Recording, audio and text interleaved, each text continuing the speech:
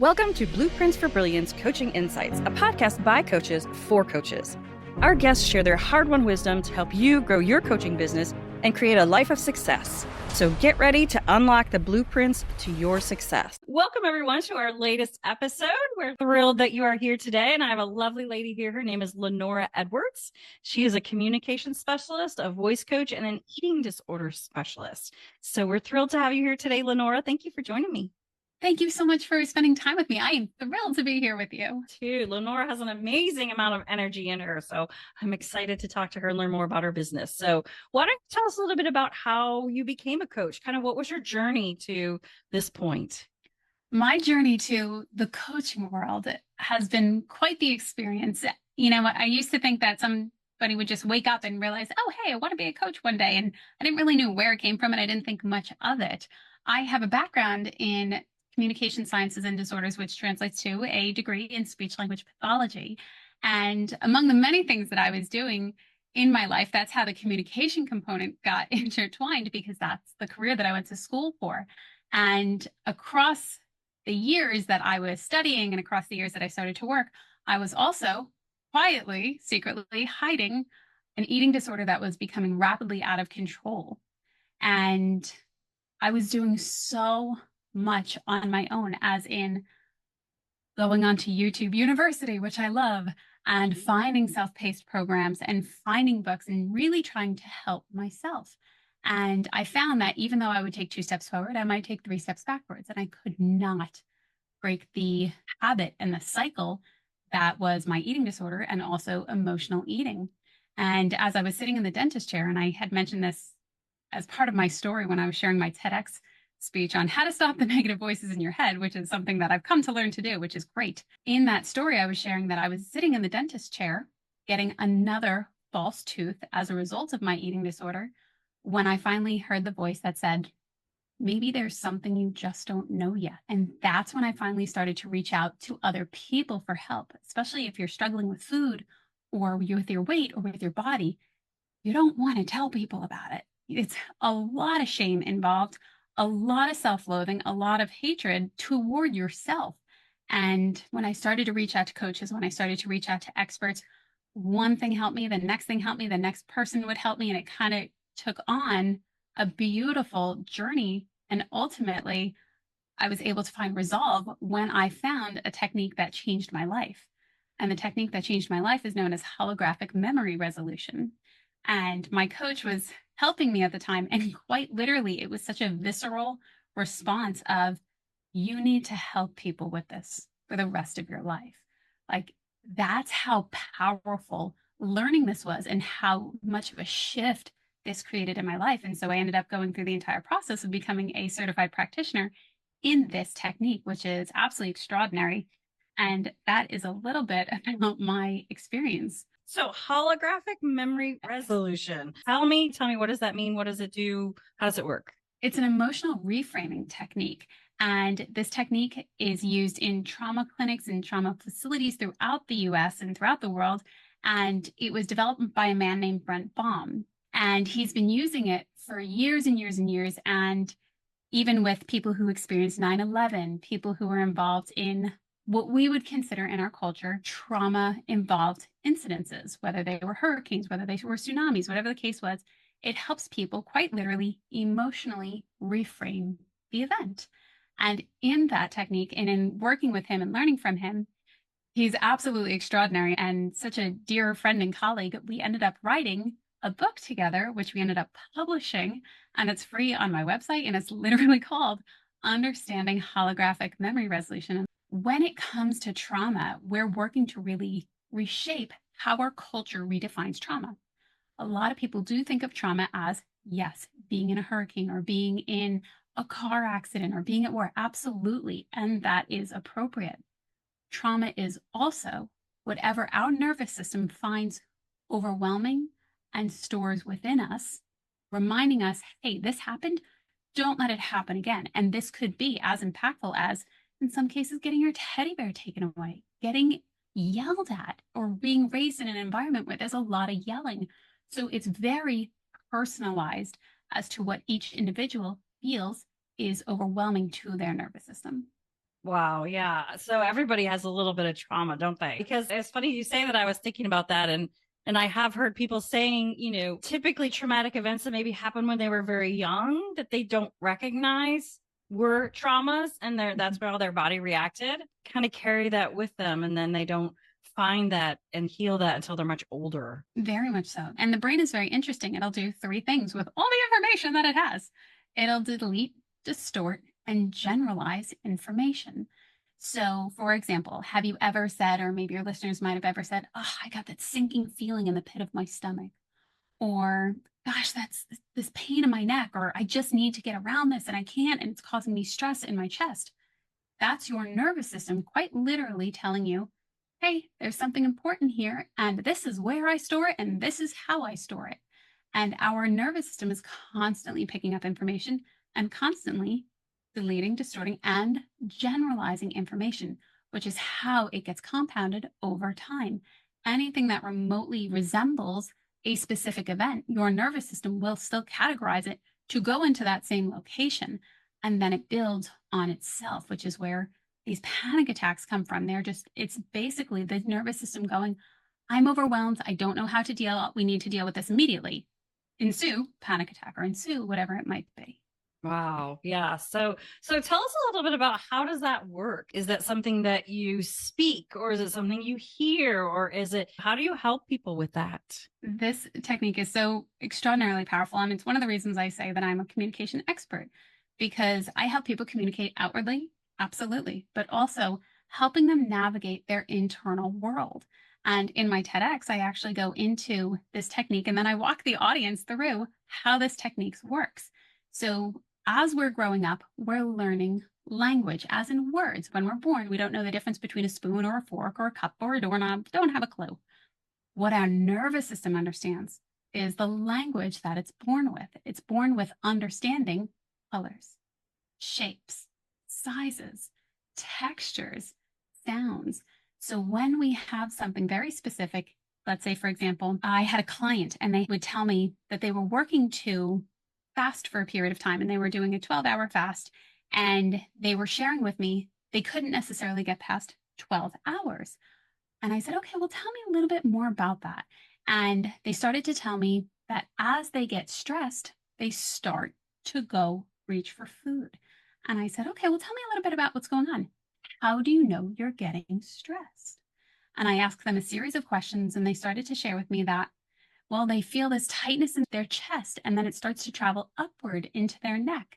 And it was red and hot. And what happens is your nervous system is having a memory. It's recalling how it rolls out stress for you, how it rolls out anxiety.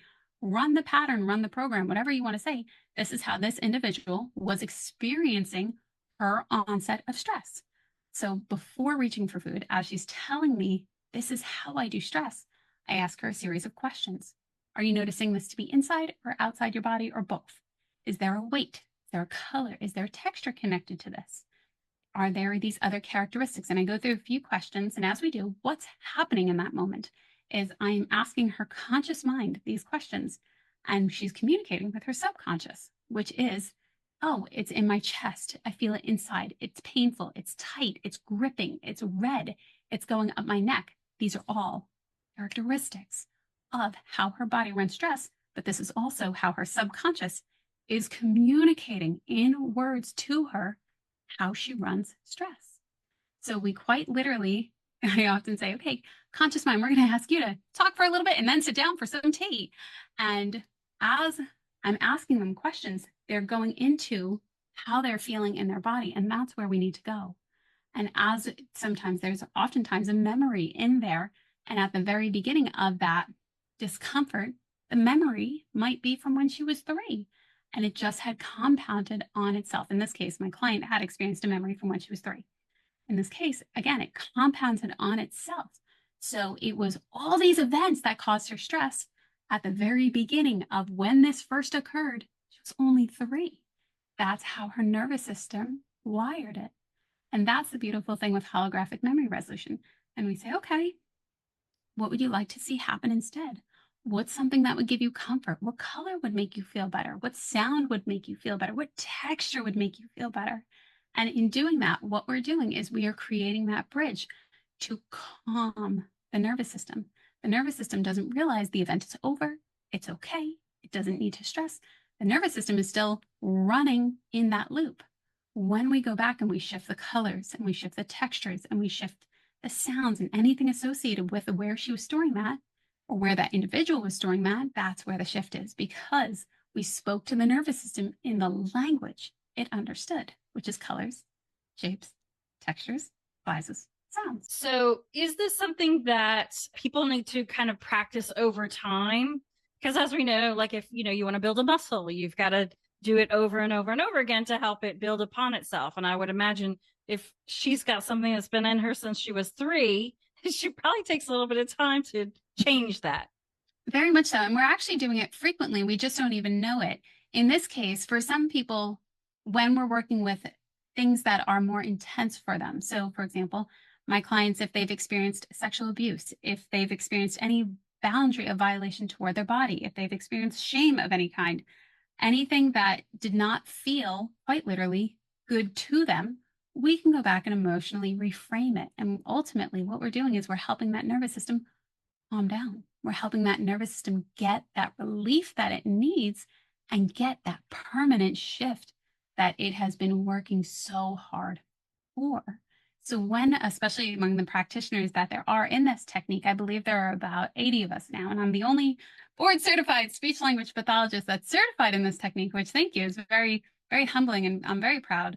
I use this with clients when it comes to dysfluency. I use this with clients when traumatic brain injury. So really, I use this in every area of my life, and I use it with so many clients, especially my voice clients who might have experienced a vocal surgery and something happened, or trauma to their throat, or trauma to any area, and we go back and we reframe it. You asked very specifically, can people learn to do this? Do they have to use it like a muscle?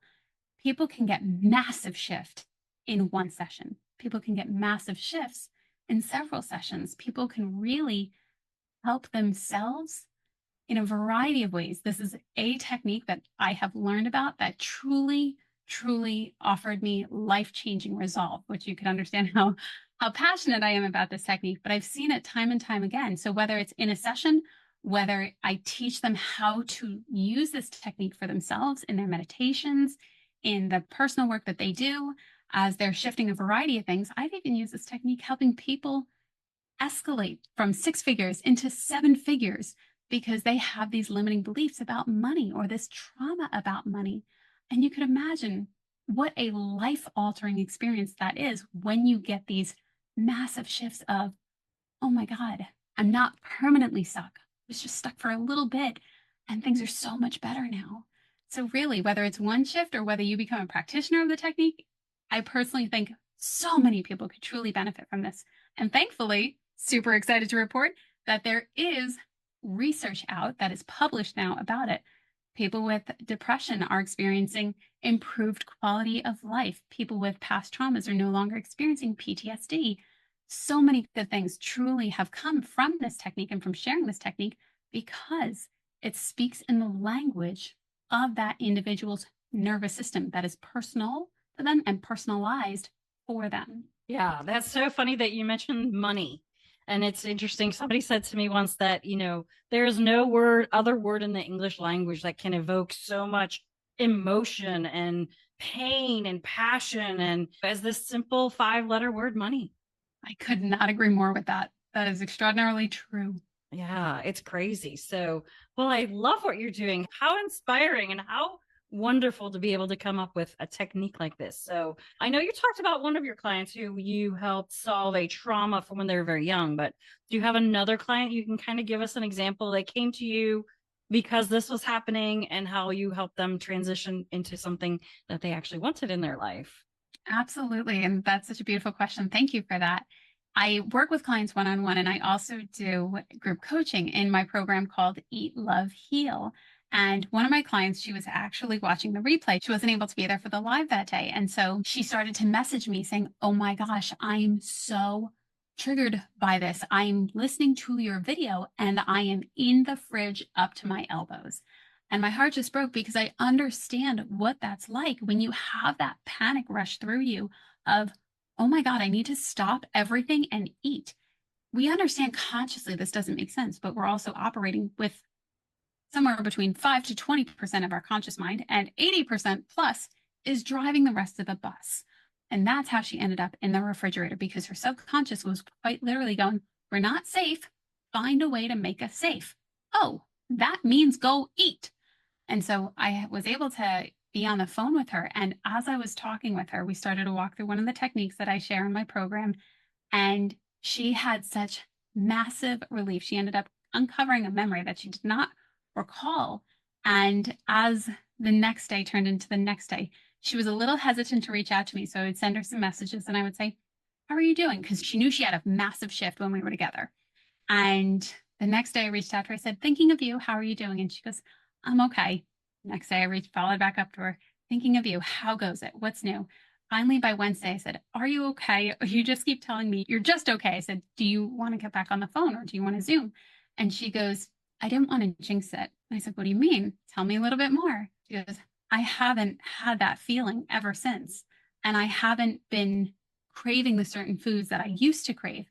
Everything has been changing. And then it was so lovely to be able to see her continue on that journey and to get that massive shift.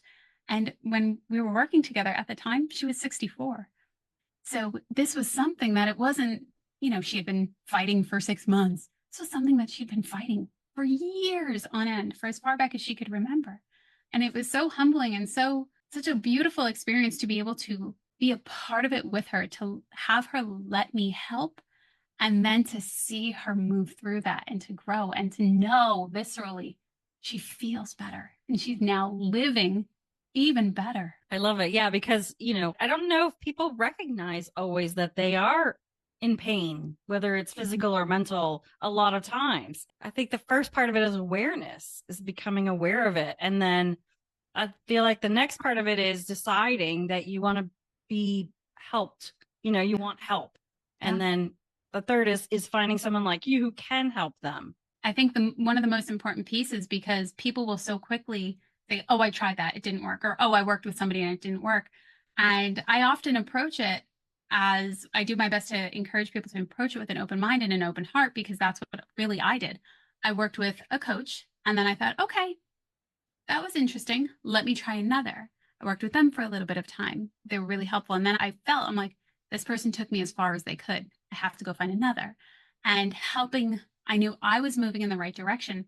But really, if you try working with somebody the first or second time and it doesn't feel right, that's okay. It just means that maybe that person wasn't the best match for you. Allow yourself to keep being curious and open-minded. This might lead to the next person. This might lead to the next person. And often, if you think about it, we usually, if we're dating somebody, we'll go out on the first date or the second date. We'll see how it is. We don't just go, sure, let's go get married on the second date. And you allow yourself to explore and to be curious. I encourage people, especially when it comes to wanting to help yourself, be open-minded, be curious, keep trying, listen to what else is working, listen to other people, make the decision for yourself, and keep going. Try different things. Yeah, absolutely. I think, coaching, there's so many different types of coaches out there, and there's so many wonderful coaches out there. And I do feel like even if the one that you were working with didn't solve what you needed 100%, there's a pretty good chance that you've learned something. And like you said, you can kind of take that on and maybe you need someone else. And maybe it's because you've changed, or, your feelings toward whatever it is have changed. Very much so. I couldn't agree more with you. Okay, so tell us a little bit about, obviously you work with people who have had trauma, but is there anything more specific about them? Are they a typical age? Are they more men or women or from a different area? Typically, I do work with women. That being said, I also have worked with a number of children. So my youngest client right now is 12 years old and she's battling an eating disorder. And in some cases, for me, very specifically, I knew going into a clinic was not an option for me. There was no way that I was going to be able to vacate my life. It just wasn't an option for me. So I had to find help in alternative ways. And I was speaking at a conference in Florida, and other women and men happened to be in that conference. And one in particular, she heard my story and she started to be very teary-eyed. And she started to share quite openly in this conference room, which was so touching and such a wonderful thing to know that I was able to create that space where she felt comfortable enough to share with me in a room of 40 plus strangers she did not know what was going on in her life. And she had connected me with her daughter because she had heard my story and because her daughter did not want to go to a clinic. Again, that can really sometimes be causing more trauma, more pain, more hurt, more heartache than it does good.